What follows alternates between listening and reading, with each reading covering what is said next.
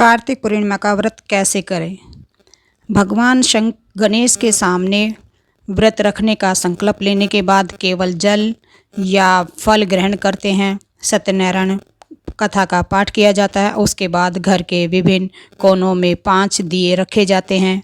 कार्तिक पूर्णिमा के दिन भगवान शिव और विष्णु दोनों बहुत प्रसन्न होंगे, इसलिए कार्तिक पूर्णिमा की कथा जरूर पढ़नी चाहिए।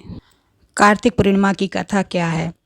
यह कथा उस समय की है जब भगवान कार्तिकेय ने शक्तिशाली असुर तारकासुर का वध किया। उस अपने पिता की मृत्यु से क्रोधित होकर तारकासुर के 3 पुत्रों तारकाक्ष, कमलाक्ष और विदुनमाती ने देवताओं से प्रतिशोध लेने का निश्चय किया।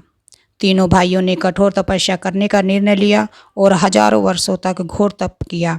उनके इस घोर तपस्या से सृष्टि के रचयिता ब्रह्मा जी अत्यंत प्रसन्न हुए और उनके सामने प्रकट होकर वरदान मांगने को कहा। असुरों ने अमरता का वरदान मांगा, लेकिन ब्रह्मा जी ने बताया कि यह संभव नहीं है।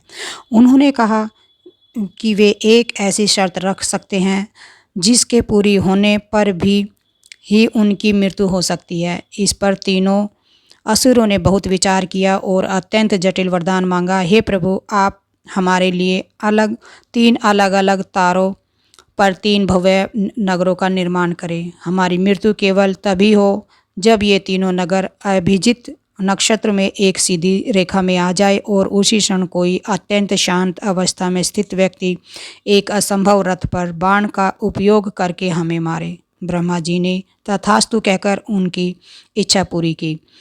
वरदान मिलते ही ब्रह्मा जी ने विश्वकर्मा जी को आदेश दिया, जिन्होंने तीनों असुरों के लिए 3 नगरों का निर्माण किया। तारकाक्ष के लिए स्वर्णपुरी, कमलाक्ष के लिए रजतपुरी और विंध्यमाती के लिए लोहपुरी।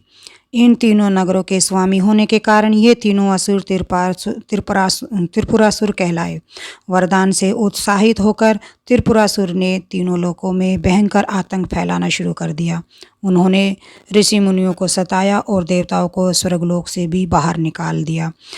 त्रिपुरासुर के अत्याचार से त्रस्त होकर सभी देवताओं ने मिलकर उन्हें पराजित करने का प्रयास किया, पर वे सफल नहीं हुए। अंत में निराश होकर सभी देवता कैलाश पर्वत पर भगवान शिव की शरण में पहुँचे और उन्हें अपनी दुर्दशा सुनाई। भगवान शिव ने पहले देवताओं को अपना बाद आधा बल देकर प्रयास करने को कहा, लेकिन देवता उस प्रचंड शक्ति को सहन नहीं कर पाए। तब महादेव ने स्वयं त्रिपुरासुर का संहार करने का संकल्प लिया। त्रिपुरासुर को मारने के लिए उन्हें वरदान में बताए गए असंभव रथ और बाण की आवश्यकता थी। देवताओं ने मिलकर ऐसे दिव्य रथ का निर्माण किया। पहिए सूर्य और चंद्रमा के पहिए बनाए। सारथी स्वयं श्रेष्ठ ब्रह्मा जी सारथी बने। धनुष मेरु पर्वत को धनुष बनाया गया। धनुष की डोर वासुकी नाग बने। बाण भगवान विष्णु बाण बने। सभी देवताओं ने अपनी शक्ति लगाकर इस रथ को संभाला।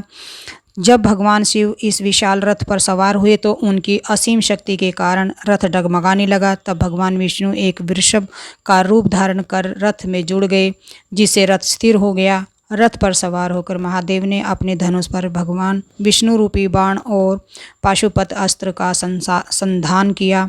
उन्होंने अपनी शक्ति से तीनों नगरों को आदेश दिया कि वे एक पंक्ति में आ जाए।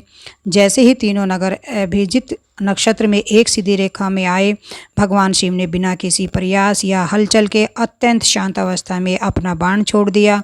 बाण के प्रचंड वेग और पाशुपत अस्त्र की शक्ति से तीनों नगर जलकर भस्म हो गए और तीनों असुरों का अंत हो गया। ये अद्भुत संहार कार्तिक मास की पूर्णिमा के दिन हुआ। इसी विजय के कारण भगवान शिव को त्रिपुरांतक नाम से जाना गया। देवताओं ने इस विजय पर दिए जलाकर खुशियां मनाई, जिसे देव दीपावली के रूप में मनाया जाता है। बोलिए श्री भगवान विष्णु की जय।